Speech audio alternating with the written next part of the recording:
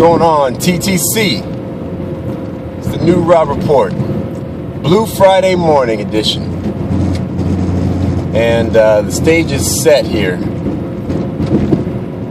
for the NFC Championship game. Our Seattle Seahawks going up against those 49ers.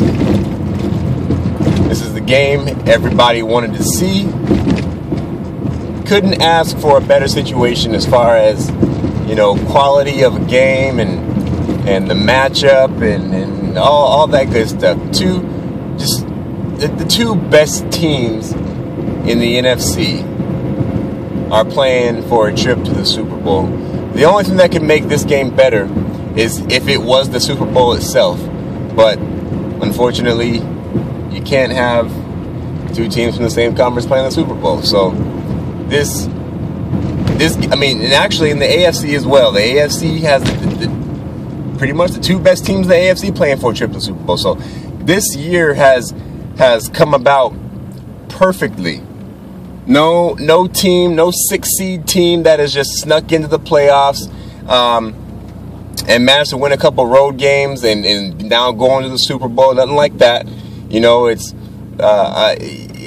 makes it arguable on who's really better. I know you got to say the better team wins, right? But I don't think that's always the case. Sometimes guys just get lucky. Sometimes, you know, fortunate. The ball bounces fortunate for someone else. But there's no arguing that the AFC's two best teams are playing for a trip and the NFC's two best teams are playing for a trip. Seattle and the Niners, man, I mean, an evenly matched team. Two evenly matched teams, excuse me. Man, it's a tough one, man. You know, this game being, you know, the gravity of this game being so intense, you know, it's hard to call. You know, it ain't like a regular season game. You know, a lot has changed since week two, when we played Frisco at the Clink. You know, we handled them pretty well. You know, it wasn't a blowout game. It wasn't as much of a blowout as the score suggested, anyway. You know, the score suggests that we went in there and just whooped their tail. They only got 3 points, but really, that didn't happen until after the rain delay or the weather delay, and then, you know, it was late in the game when we got those points. But I mean, hey, a win is a win, and we did kick their ass. But, you know, I don't think it's as much of a blowout as the score suggested. Now they're coming back. They're more healthy this time. They've got Crabtree. They've got, you know, whoever else they got that they didn't have then. This game is going to come down to who makes a mistake or who makes the most mistakes. And neither team has been making very many mistakes as of late. Yes, it's true. Seattle's offense has kind of sputtered as of recent, the last few weeks, you know. And the 49ers has kind of come on. But these two teams know each other too well for any of that to make a difference. The defenses are almost mirror images of each other, almost. The defenses are so good, I don't expect there to be a whole lot of funny stuff going on. I mean, these teams are going to run base defenses. Probably run 4-3 sets. I think 49ers run a 4-3. Just base defenses, though. No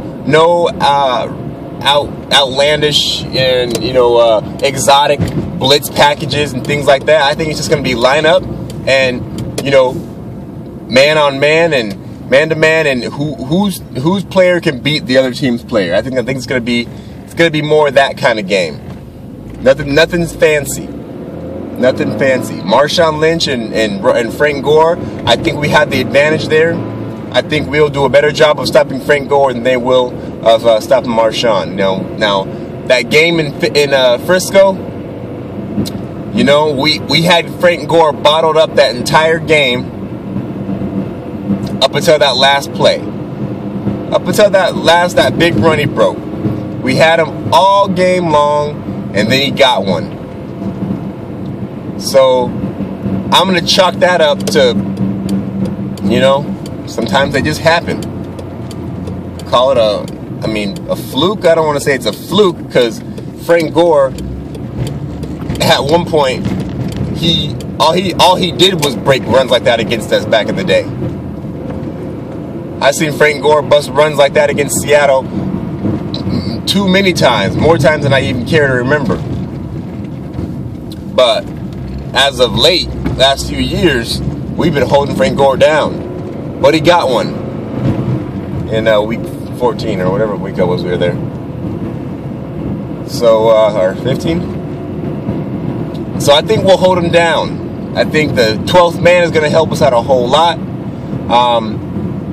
No big runs. Now their receiving core is healthy, and but I don't see that being a problem. I don't see that being a problem. We're gonna have Sherman. We're gonna have Maxwell, Thurman in the slot, Bam Bam, Earl Thomas. We're healthy.